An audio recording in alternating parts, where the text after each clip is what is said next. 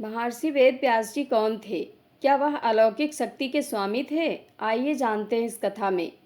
दिव्य शक्ति संपन्न वेद व्यास जी भगवान नारायण के कला अवतार थे। वे महाज्ञानी महर्षि पराशर के पुत्र के रूप में प्रकट हुए थे। उनका जन्म कैवर्त राज्य की पौष्य पुत्री महाभागा सत्यवती के गर्भ से यमुना जी के द्वीप में हुआ था। इस कारण उन्हें पराशर्य और द्वैपायन भी कहते हैं। महर्षि वेद व्यास अवतार। व्यास अथवा वेद व्यास हिंदू धर्म ग्रंथों के अनुसार भगवान नारायण के ही कला अवतार थे। व्यास जी के पिता का नाम पराशर ऋषि तथा माता का नाम सत्यवती था।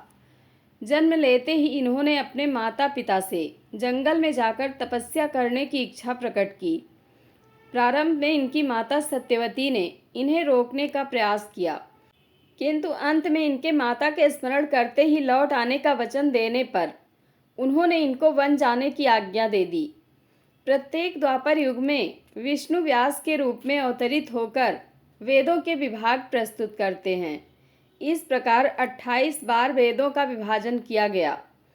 पहले द्वापर में स्वयं ब्रह्मा वेद व्यास हुए, दूसरे में प्रजापति, तीसरे द्वापर में शुक्राचार्य, चौथे में बृहस्पति वेद व्यास हुए। इसी प्रकार सूर्य, मृत्यु, इंद्र, धनंजय, कृष्ण, द्वैपायन, अश्वत्थामा आदि 28 वेद व्यास हुए। समय समय पर वेदों का विभाजन किस प्रकार से हुआ, इसके लिए यह एक उदाहरण प्रस्तुत है। कृष्ण द्वैपायन वेद व्यास ने ब्रह्मा की प्रेरणा से 4 शिष्यों को 4 वेद पढ़ाए।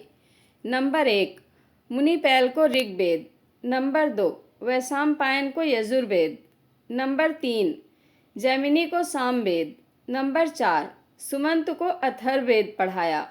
व्यास का अर्थ है संपादक।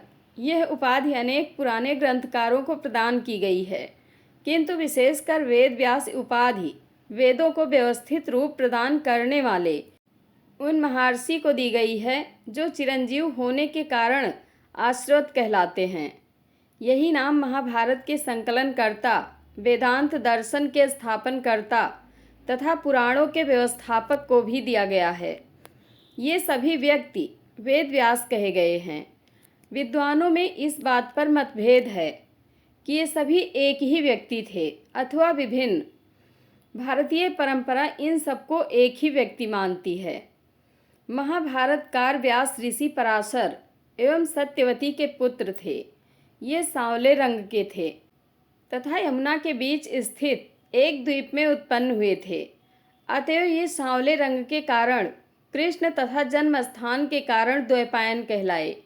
इनकी माता ने बाद में शांतनु से विवाह किया, जिनसे उनके 2 पुत्र हुए, जिनमें बड़ा चित्रांगद युद्ध में मारा गया और छोटा विचित्रवीर्य संतानहीन मर गया। कृष्ण द्वैपायन ने धार्मिक तथा वैराग्य का जीवन पसंद किया, किंतु माता के आग्रह पर इन्होंने विचित्रवीर्य की दोनों संतानहीन रानियों द्वारा नियोग के नियम से 2 पुत्र उत्पन्न किए, जो धृतराष्ट्र तथा पांडु कहलाए। इनमें तीसरे विदुर भी थे। पुराणों में 18 व्यासों का उल्लेख है, जो ब्रह्मा या विष्णु के अवतार कहलाते हैं एवं पृथ्वी पर विभिन्न युगों में वेदों की व्याख्या व प्रचार करने के लिए अवतीर्ण होते हैं। अलौकिक शक्ति संपन्न महापुरुष। भगवान वेदव्यास एक अलौकिक शक्ति संपन्न महापुरुष थे। इनका जन्म एक द्वीप के अंदर हुआ था और वर्ण श्याम था, अतः इनका एक नाम कृष्णी द्वैपायन भी है। वेदों का विस्तार करने के कारण ये वेद व्यास तथा बद्री वन में निवास करने के कारण बद्रायण भी कहे जाते हैं। इन्होंने वेदों के विस्तार के साथ महाभारत, 18 महापुराणों तथा ब्रह्मसूत्र का भी प्रणयन किया। शास्त्रों की ऐसी मान्यता है कि भगवान ने स्वयं व्यास के रूप में अवतार लेकर वेदों का विस्तार किया। अतः व्यास जी की गणना भगवान के 24 अवतारों में की जाती है। व्यास स्मृति के नाम से इनके द्वारा प्रणीत एक स्मृति ग्रंथ भी है। भारतीय वाङ्मय एवं हिंदू संस्कृति व्यास जी की ऋणी है। संसार में जब तक हिंदू जाति एवं भारतीय संस्कृति जीवित है, तब तक व्यास जी का नाम अमर रहेगा। महर्षि व्यास त्रिकालदर्शी थे। जब पांडव एक चक्रा नगरी में निवास कर रहे थे, तब व्यास जी उनसे मिलने आए। उन्होंने पांडवों को द्रौपदी के पूर्व जन्म का वृतांत सुनाकर कहा कि यह कन्या विधाता के द्वारा तुम्ही लोगों के लिए बनाई गई है, अतः तुम लोगों को द्रौपदी स्वयंवर में सम्मिलित होने के लिए अब पांचाल नगरी की ओर जाना चाहिए। महाराज द्रुपद को भी इन्होंने द्रौपदी के पूर्व जन्म की बात बताकर उन्हें द्रौपदी का पांचों पांडवों से विवाह करने की प्रेरणा दी थी। विभिन्न नाम। यमुना के द्वीप में जन्म होने के कारण व्यास जी को कृष्ण द्वैपायन तथा बद्री वन में तपस्या करने के कारण बद्रायण व्यास भी कहा जाता है। इन्हें अंगों सहित संपूर्ण वेद, पुराण, इतिहास और परमात्म तत्व का ज्ञान स्वतः प्राप्त हो गया था। मनुष्यों की आयु क्षीण होते हुए देखकर इन्होंने वेदों का विस्तार किया, इसलिए ये वेद व्यास के नाम से प्रसिद्ध हुए। वेदांत दर्शन की शक्ति के साथ अनादि पुराण को लुप्त होते देखकर भगवान कृष्ण द्वैपायन ने 18 पुराणों का प्रणयन किया।